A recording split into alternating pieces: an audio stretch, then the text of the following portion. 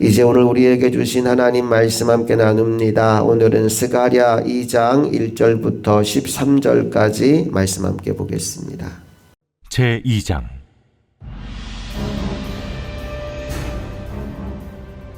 내가 또 눈을 들어본즉 한 사람이 측량줄을 그의 손에 잡았기로 네가 어디로 가느냐 예루살렘을 측량하여 그 너비와 길이를 보고자 하노라 하고 말할 때 내게 말하는 천사가 나가고 다른 천사가 나와서 그를 맞으며 너는 달려가서 그 소년에게 말하여 이르기를 예루살렘은 그 가운데 사람과 가축이 많으므로 성곽 없는 성읍이 될 것이라 하라.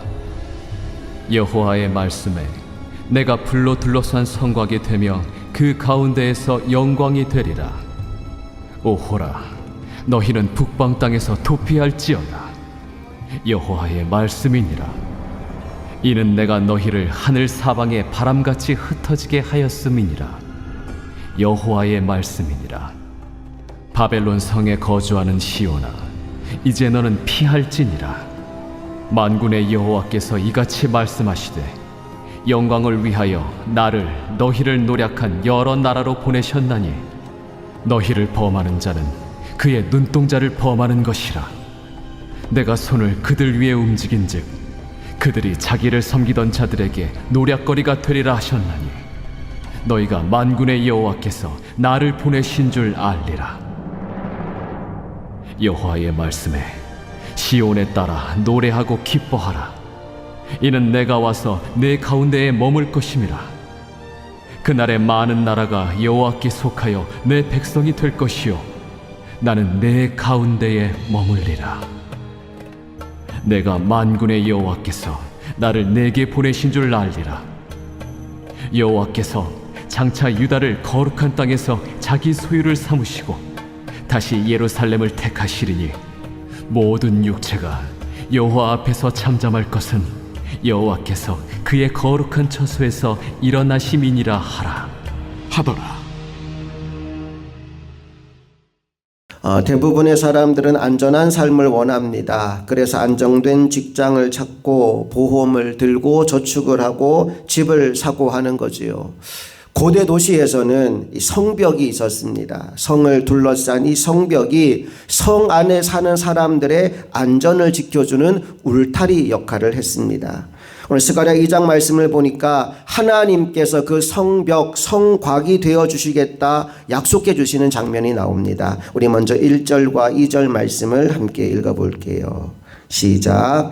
내가 또 눈을 들어본즉 한 사람이 측량줄을 그의 손에 잡았기로 내가 어디로 가느냐 물은즉 그가 내게 대답하되 예루살렘을 측량하여 그 너비와 길이를 보고자 하노라 하고 말할 때 측량줄을 잡은 한 사람이 등장합니다. 그 사람에게 어디 가냐 물었더니 예루살렘을 측량하러 간다라고 합니다.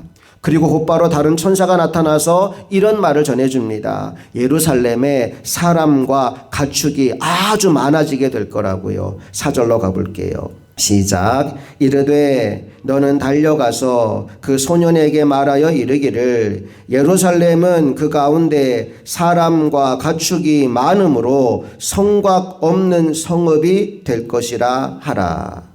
아까 제가 성곽, 성벽은 성을 보호하는 울타리 역할을 하는 거라고 했는데 예루살렘에 성곽이 없을 것이라 얘기합니다. 너무나 많은 사람, 너무나 많은 가축 때문에 성곽이 없어질 것이다 라는 이야기를 합니다.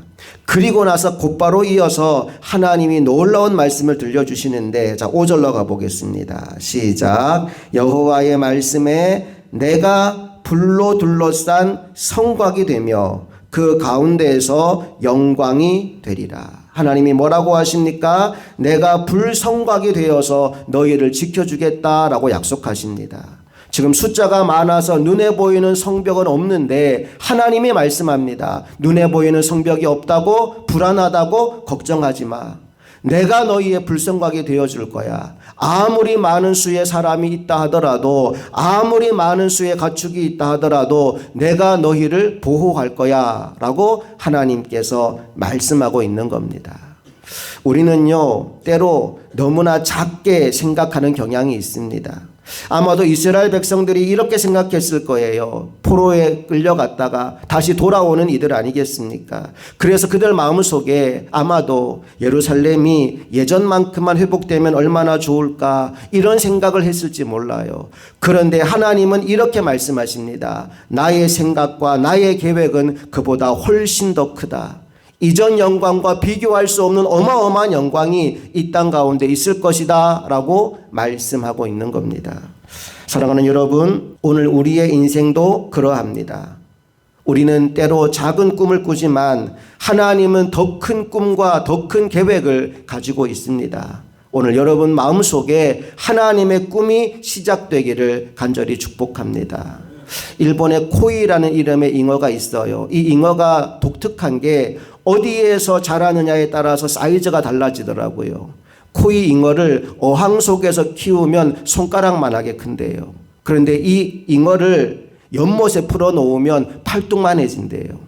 그리고 이 잉어를 강에다 풀어놓으면 1m 넘게 자라게 된다고 해요. 똑같은 품종의 잉어가 어떤 환경에 넣어두느냐에 따라서 사이즈가 달라지더라는 거예요. 오늘 여러분이 하나님의 연못 안에 하나님의 강 속에 들어가게 되기를 원합니다. 여러분을 키우고자 하시는 하나님의 사이즈대로 성장하게 되기를 축복합니다.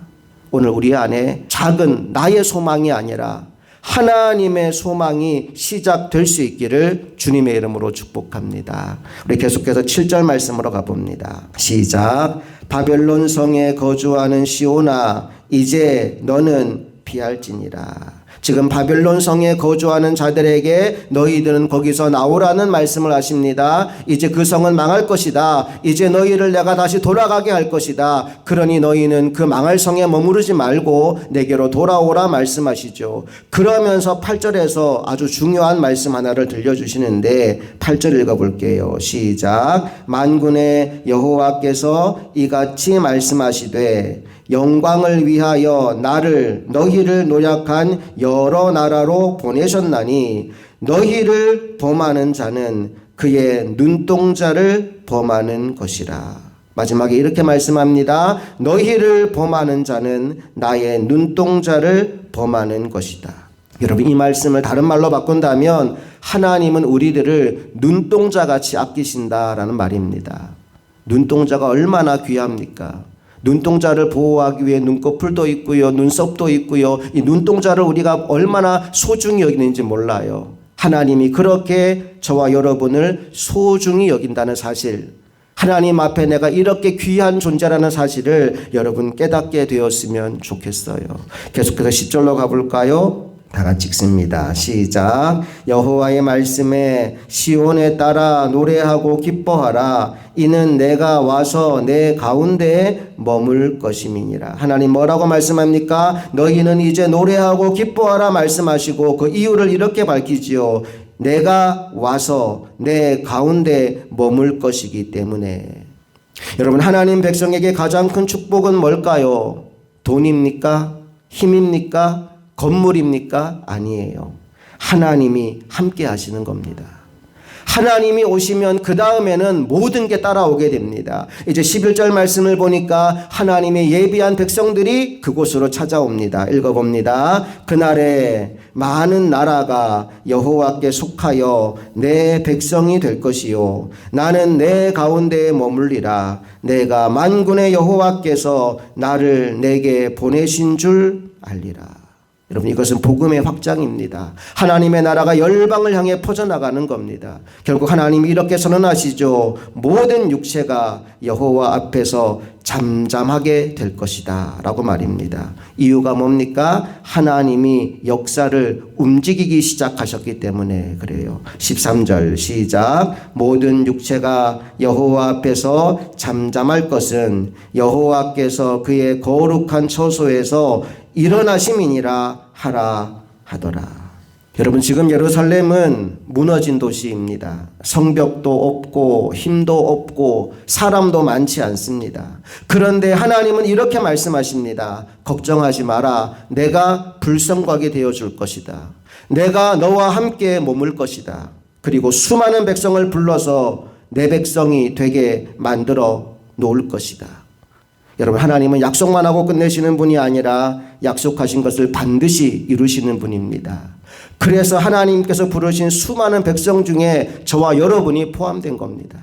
구름 같은 하나님의 사람들이 일어나게 하시고 그들이 함께 믿음의 길을 걸어가게 하시는 이 놀라운 일을 우리도 우리 인생 가운데 오늘 경험하고 있는 겁니다. 그러니 저와 여러분이 현실을 보고 좌절하거나 현실을 보고 낭망하는 것이 아니라 하나님을 믿는 믿음으로 하나님이 주시는 큰 꿈을 품고 소망을 품고 살아가는 믿음의 종들이 다 될 수 있기를 주님의 이름으로 축복합니다. 함께 기도하시겠습니다. 좋으신 아버지 하나님, 은혜와 사랑을 감사드립니다. 오늘 주신 말씀을 통하여 하나님의 마음과 뜻을 다시 한번 우리 마음에 새기기를 원합니다. 이 땅에 살아가는 동안 내 눈에 보이는 대로 살아가는 것이 아니라 하나님의 말씀이 이끄는 삶을 살아가게 하여 주시옵소서. 현실 때문에 좌절하거나 낭망하는 인생이 아니라 하나님의 말씀을 붙잡고 믿음으로 하나님이 주시는 큰 꿈을 품고 소망 가운데 살아가는 인생 되기를 원하오니 오늘도 주님이 이끄시는 길을 순종하여 따라가서 주님이 약속하신 모든 것들이 우리 삶 가운데 이루어지는 것을 경험하게 하여 주시옵소서. 우리의 삶을 통해 오직 하나님 한 분만 영광 받으시기를 간절히 소망하며 우리 주 예수 그리스도의 이름으로 기도합니다. 아멘.